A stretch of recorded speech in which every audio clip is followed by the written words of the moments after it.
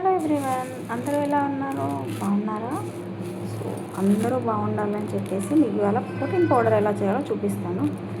So చిన్న పిల్లల దగ్గర నుంచి పెద్దవాళ్ళ వరకు ఎవరైనా ఇది తీసుకోవచ్చు.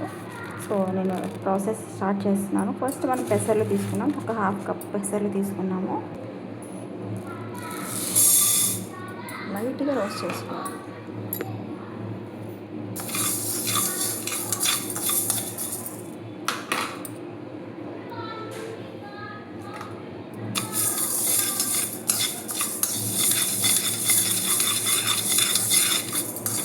లైట్గా ఇలా రోస్ట్ చేసుకోవాలి. ఒక 2-3 మినిట్స్లో రోస్ట్ అయిపోతుంది. అది ఒక 2-3 మినిట్స్లో రోస్ట్ చేసుకుంటే సరిపోతుంది.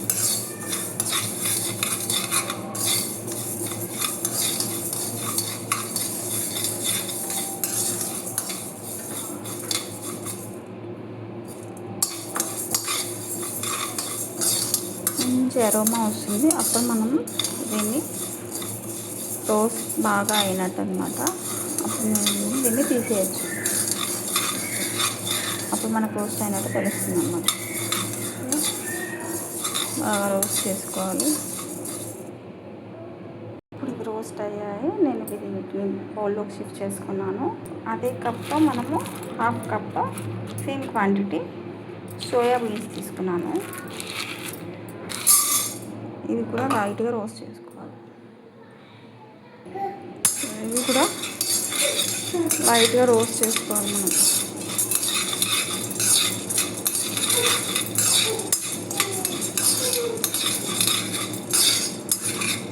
సో ఈ ఐరన్ కడాయి అనమాట, అందుకే ఇలా అవుతుంది అనమాట. మనం ఏ కడాయిలైనా వేయించుకోవచ్చు. సో లైట్గా ఇలా రోస్ట్ చేసుకున్న తర్వాతకి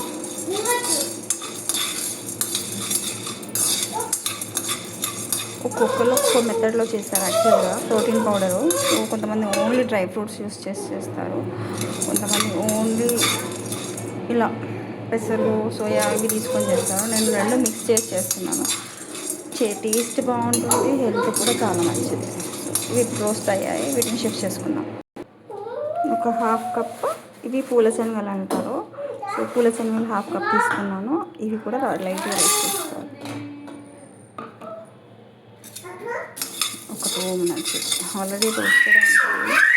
లైట్గా రోస్ట్ చేసుకుంటే చాలా సరిపోతుంది.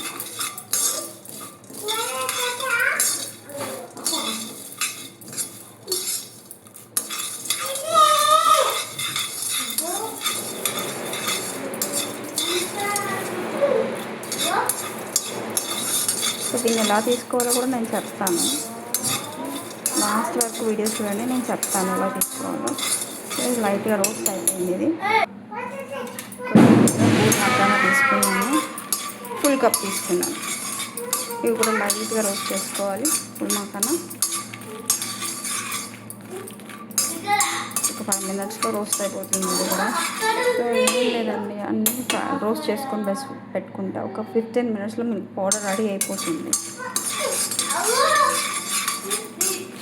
సో డైలీ ఇది తీసుకోవచ్చు, డైలీ 2 టైమ్స్ తీసుకోవచ్చు, ఏ ఇష్యూ ఉండదు.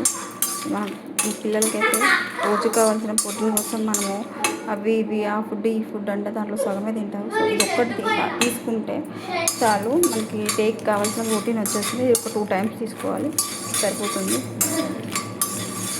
సో ఇవి రోస్ట్ అయిపోయాయి, తీసేసుకుందాం. కొన్ని బాదం తీసుకున్నాను, బాదం కూడా లైట్గా రోస్ట్ చేసుకోవాలి.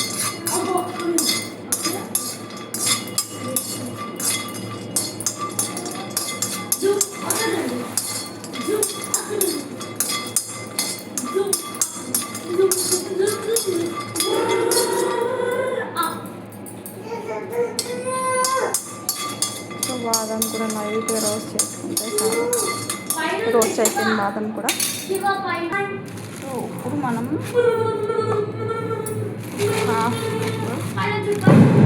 కూడా యాడ్ చేసుకుంటాం.